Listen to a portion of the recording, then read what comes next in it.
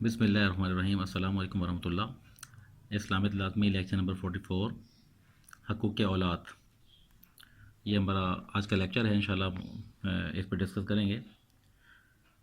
جس طرح والدین کے حقوق آپ نے لاسٹ لیکچر میں پڑھے تھے، اسی طرح اسلام نے والدین کے حقوق کے ساتھ ساتھ اولاد کے حقوق بھی بیان فرمائے ہیں۔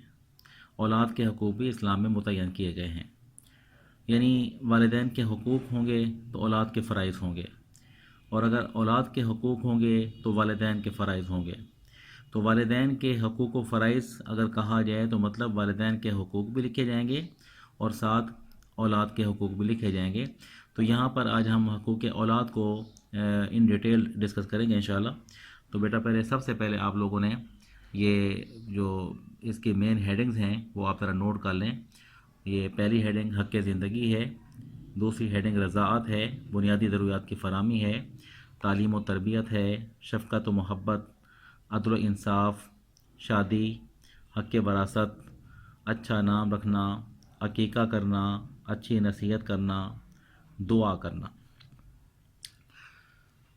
اسلام وہ دین ہے کہ جس نے والدین کے حقوق کے ساتھ ساتھ اولاد کے حقوق بھی متعین فرمائے ہیں۔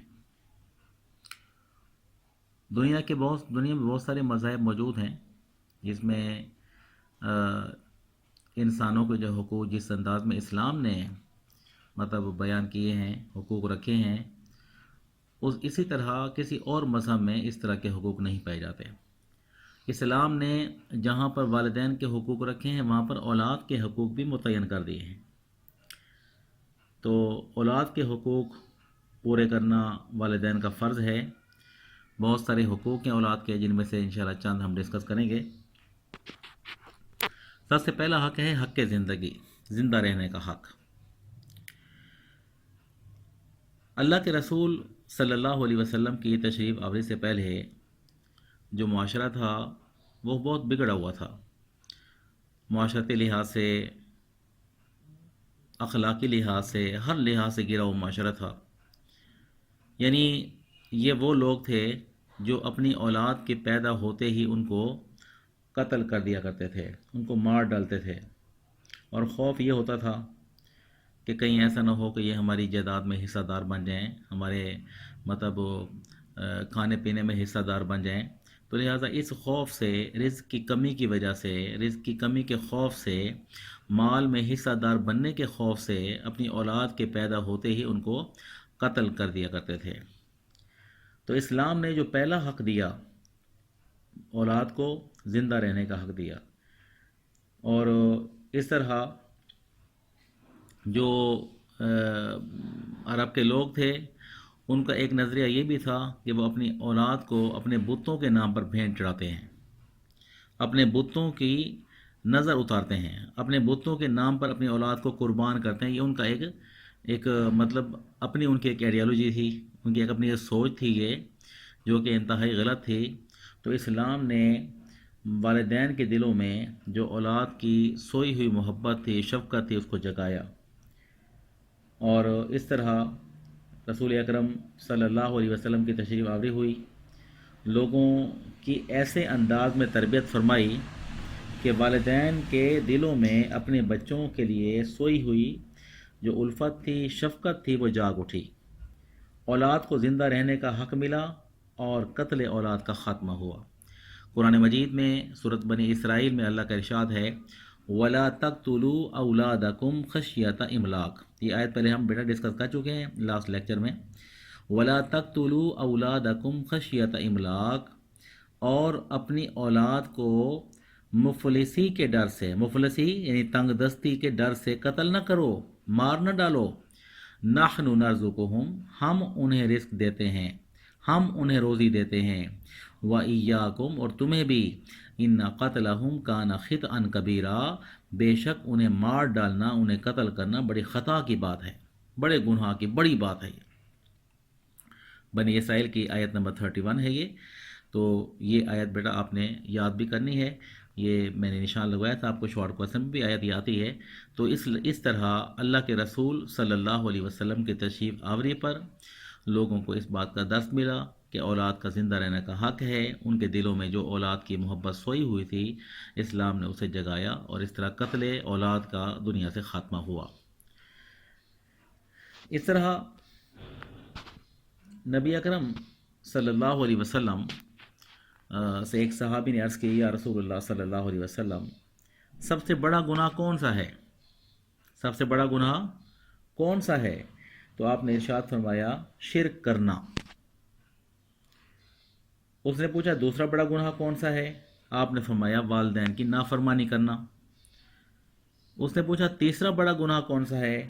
تو آپ نے ارشاد فرمایا اس خوف سے اپنی اولاد کو مار ڈالنا کہ وہ تمہارے کھانے میں حصہ بٹائے گی۔ یعنی قتل اولاد کو تیسرا بڑا گناہ قرار دیا گیا۔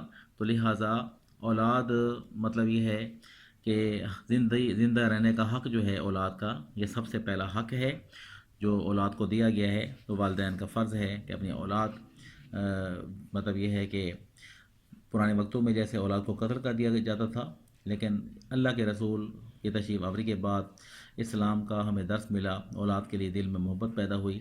تو اس لیے اسلام اس بات کا درس دیتا ہے کہ اولاد کے اس حق کو زندہ رکھا جائے، انہیں زندگی کا حق دیا جائے۔ رضاعت کہتے ہیں دودھ پلانے کو۔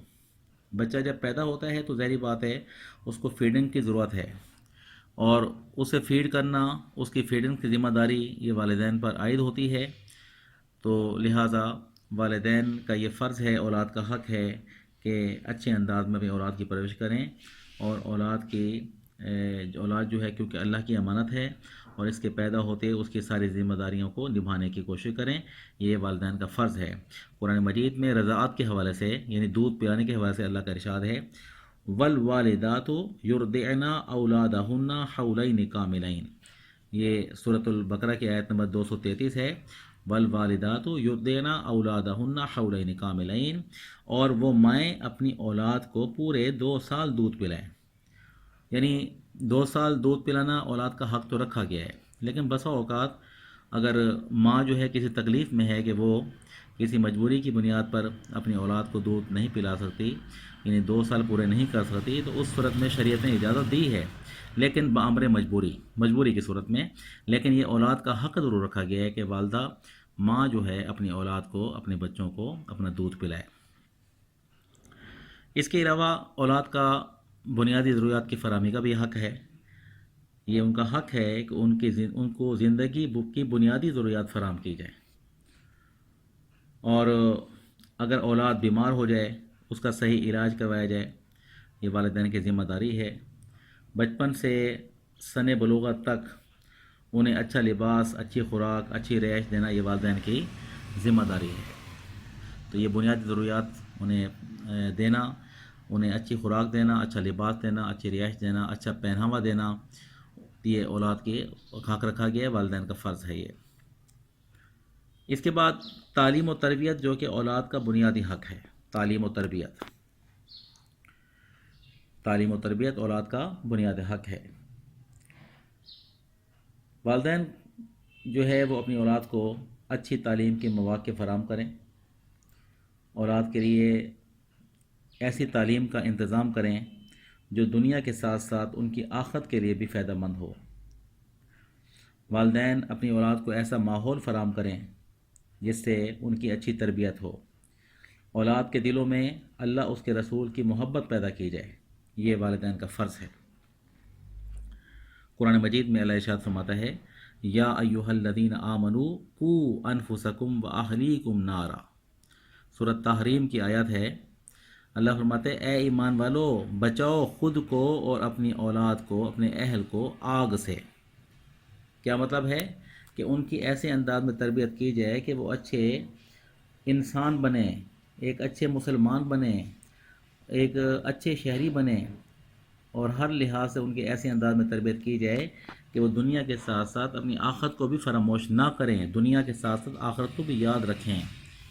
تو ان کے ایسے انداز میں تربیت کی جائے۔ اس کے لیے والدین کا بڑا اہم کردار ہے کہ والدین کو بہت قربانی دینی پڑتی ہیں اس حوالے سے، اپنی اولاد کی تعلیم و تربیت کے حوالے سے۔ ہم چاہتے ہیں کہ ہمارے یعنی اگر اولاد جو ہے اچھے انداز میں گفتگو کرے تو ان کی تربیت ہمیں پریکٹیکلی کرنی ہوگی، ہمیں خود بھی اچھے انداز میں گفتگو کرنا ہوگی، اپنی ہی اولاد سے آپ جناب کہہ کے پکارنا ہوگا، انہیں تو تڑا کر کے نہ بولنا ہوگا، یہ اولاد کی تربیت میں شامل ہے۔ پریکٹیکلی اولاد جو ہے ہمیشہ اپنے پیرنٹس کو ہی، اپنے والدین کو ہی دیکھ کر، مطلب بچپن ان کا جو ہوتا ہے وہ اپنے پیرنٹس کو جو ہے اپنا آئیڈیل بناتے ہیں۔ اکثر دیکھا گیا ہے کہ بیٹا ہمیشہ کوشش کرے گا کہ وہ اپنے باپ کے طریقوں کو اختیار کرے، اور دیکھا بھی گیا ہے کہ چھوٹا بچہ ہوتا ہے اپنے باپ کو دیکھتا ہے کہ وہ کیا کرتا ہے، ویسے وہ کرتا ہے، ویسے چلتا ہے، ویسے بیٹھتا ہے، ویسے اٹھتا ہے، ویسے کھانے کی کوشش کرتا ہے۔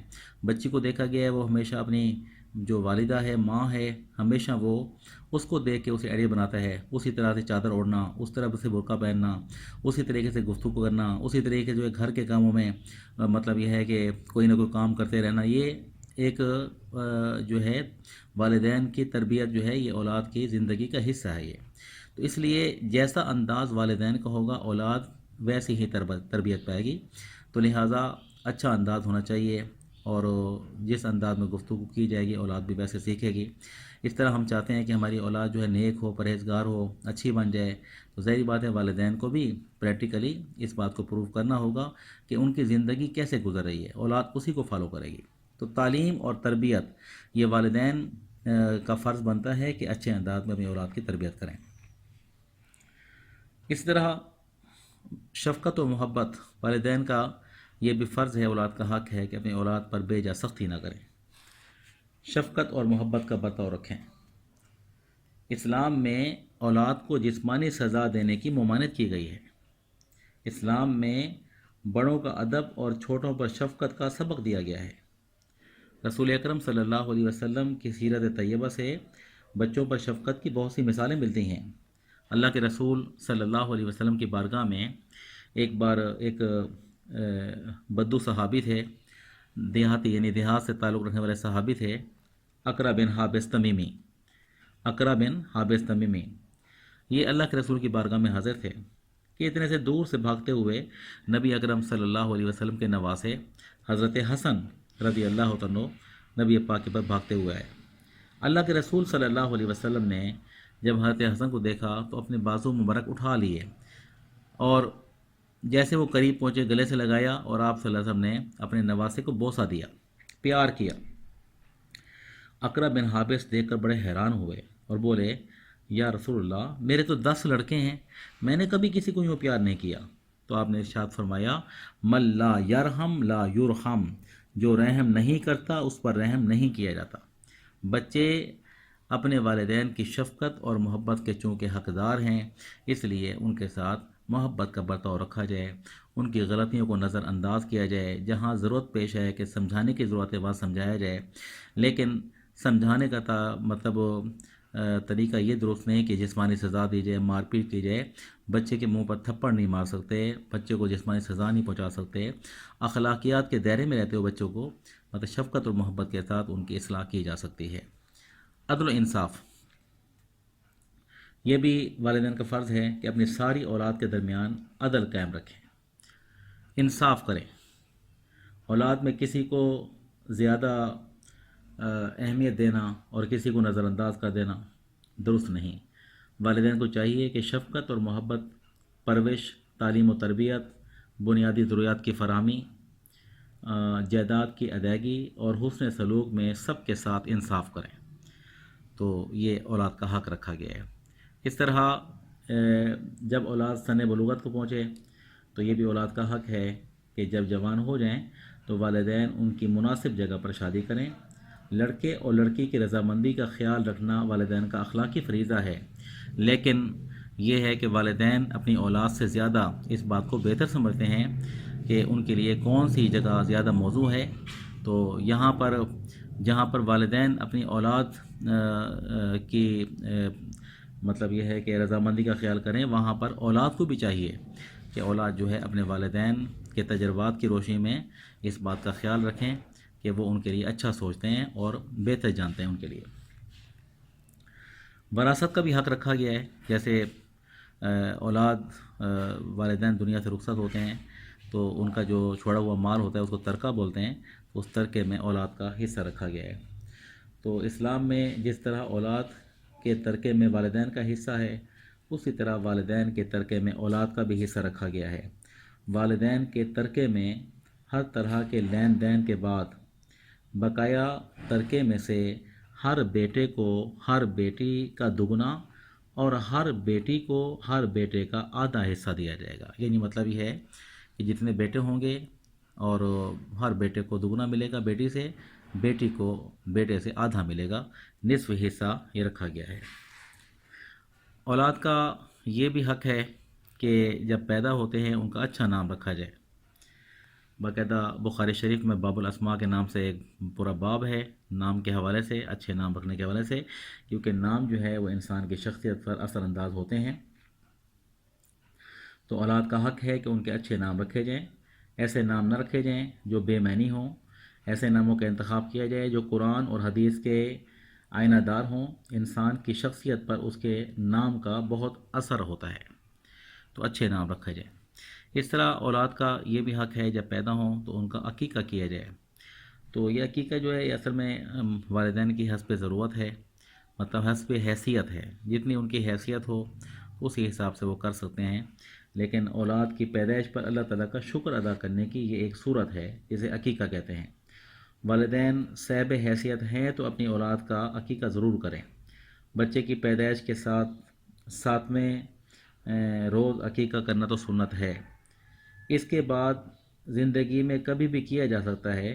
لڑکے کی طرف سے 2 بکرے اور لڑکی کی طرف سے 1 بکری یہ صدقہ کرنا سنت ہے، اس کو عقیقہ بولتے ہیں۔ اچھی نصیحت کرنا، یہ والدین کا فرض یہ بھی ہے کہ ہمیشہ اپنی اولاد کو اچھے کاموں کی نصیحت کرتے رہیں۔ قرآن نے حضرت لقمان کی حکمت بھری باتوں کو سراہا ہے، اس کی تعریف کی ہے۔ ان کی حکمت والی باتوں میں اپنی اولاد کو اچھے کاموں کی نصیحت کرنا بھی ہے، اچھے کاموں کی نصیحت کرنا بھی ہے۔ یہ جیسے قرآن مجید کی آیت دی ہوئی ہے، یہ سورۃ لقمان کی آیت ہے۔ اپنے بیٹے کو حضرت لقمان نے نصیحت کی، قرآن نے اس کا ذکر کیا ہے، یا بنیا، اے بیٹے، اقیم الصلاۃ، نماز کی پابندی رکھنا، وَأْمُرْ بِالْمَعْرُوفِ، نیک کاموں کا حکم دینا، وَنْہَا عَنِ الْمُنْکَرِ، وَنْہَا عَنِ الْمُنْکَرِ، اور بری باتوں سے روکتے رہنا۔ تو اس طرح اپنی اولاد کو اس انداز میں اچھے کاموں کی نصیحت کی جاتی رہے۔ دعا کرنا یہ بھی والدین کا فرض ہے کہ ہمیشہ اپنی اولاد کے لیے اچھی دعائیں کرتے رہیں۔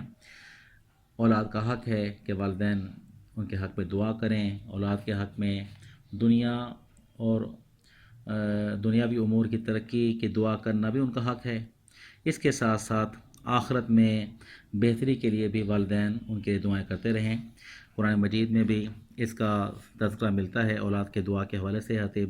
یہ سورۃ ابراہیم ہے، تو رب اجعلنی مقیم الصلاۃ ومن ذریتی، رب اجعلنی مقیم الصلاۃ، اے اللہ مجھے نماز کا پابند بنا، نماز قائم کرنے والا بنا، ومن ذریتی، اور میری اولاد کو بھی۔